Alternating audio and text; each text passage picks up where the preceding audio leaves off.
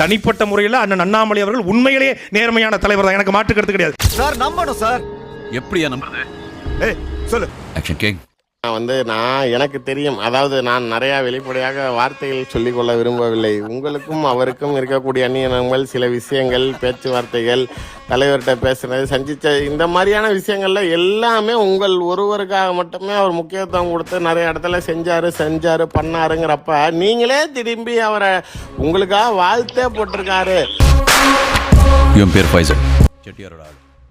Narcotic case remand இருக்கா? சீமான வச்சா இல்ல சாட்ட துறைமுருகனை வச்சா இல்லையா உங்களை வச்சா அவளோட இவன் படுத்தவன் கட்சியில இவன் இருக்கணும் இல்லையா இவன் சாகணும். இது இல்லையா தமிழ் தேசியம்? இதுல வாழ்வு கொடுக்குறேன். உங்களுக்கு மகளிர் பாசறையில் எவ்வளவு பொம்பளை பிள்ளைகள் பயணிக்கிறாங்க, நீங்க செய்யற வேலையா இது? அரசியல் வீடியோ எடுக்கிறது, ஆடியோ எடுக்கிறது, வீடியோ ரிலீஸ் பண்றது, ஆடியோ ரிலீஸ் பண்றது. நான் உள்ள, நான் வெளியே. அண்ணாமலை என்ற ஒரு அயோக்கியனை நேர்மையாளர் என்று சொன்னதற்காக நான் வருத்தப்படுகிறேன். தேர்தல் 26 வரைக்கும் இருப்பாருன்னு